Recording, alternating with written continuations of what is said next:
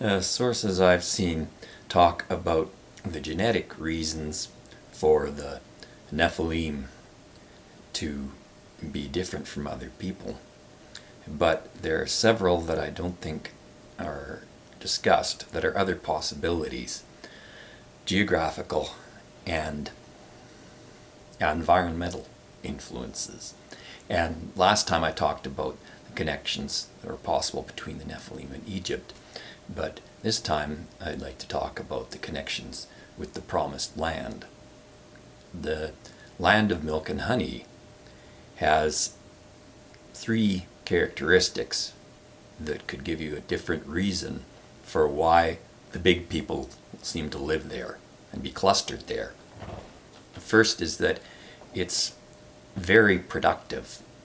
There's one story about, or line about, two men being required to carry a cluster of grapes because it's so large.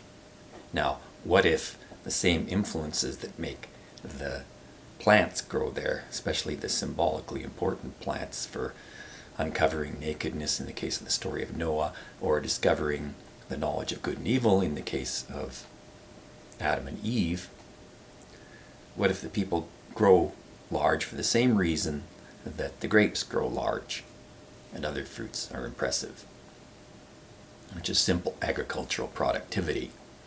But there's a second reason. When the Promised Land is described as the land of milk and honey, milk and honey had many uses to ancient people. Honey was used in treating wounds and in looking young as a beauty treatment for wrinkles. So, according to the first source I found in the search, ancient people believed that milk and honey could make them young. So a land of milk and honey could be thought of as a land of youth. And so therefore, the people seen there might be seen as longer lived than other people. This could be echoed in the thing I've had difficulty interpreting before, which is the way the spies see themselves as grasshoppers when they go to spy out the land of milk and honey.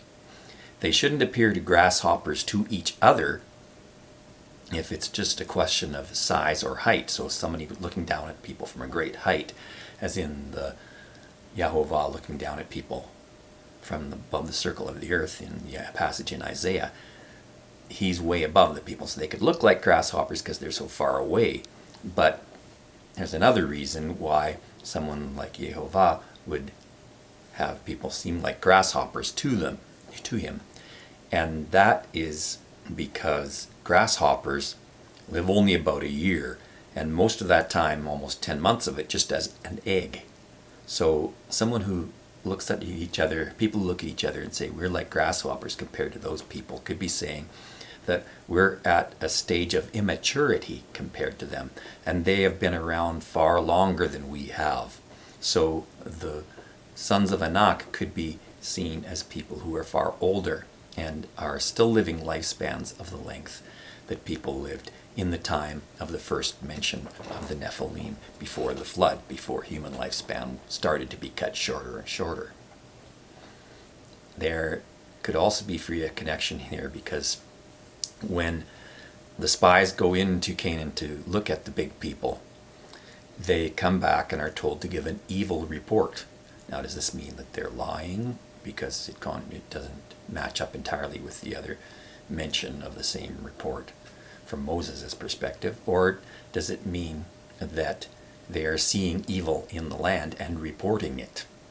This connects them to Adam and Eve and to the Israelites about to enter the land, because when the evil report is given and the Israelites don't attack, then they are sentenced and they're punished for seeing the evil in the land, perhaps. And only those who are not old enough to know the difference between good and evil are those who are eventually allowed to enter the promised land. So that's a repetition of some of the language of the story of the Garden of Eden, which makes the promised land look close to or resembling Eden. So there are several reasons why the people could be big in the promised land because it resembles Eden. The other additional possible reason is that they have the same relationship with Eden that Adam and Eve had in terms of losing their lifespan. There are two lines of descent of people, with the two creations, two floods, and so on in Genesis. And one of them, we're told exactly how long they initially live, and when and how, at least in terms of events correlated with their lifespan loss, they lost their lifespan. You can see how when their lives got shorter. The other, we aren't told when they die, how old they were, if they die at all, of old age, and when and if their lives are shortened. So if people are either from the Nephilim, and that's a separate lineage, which is not told of completely, or they are from the lineage of Adam and Eve from the chapter 2 creation, they may not have lost their lifespan at the same speed, or they may not have lost it at all, as the people in the other lineage from Genesis 1, and for whom all the detailed numbers are given. So when the spies go into Canaan and they see these big, fierce-looking people, or impressive-looking people of great stature, they might be realizing that these people are old because they live in the productive land of youth that is still retaining some of the relationship that Adam and Eve had with the Garden of Eden. So then, this means that the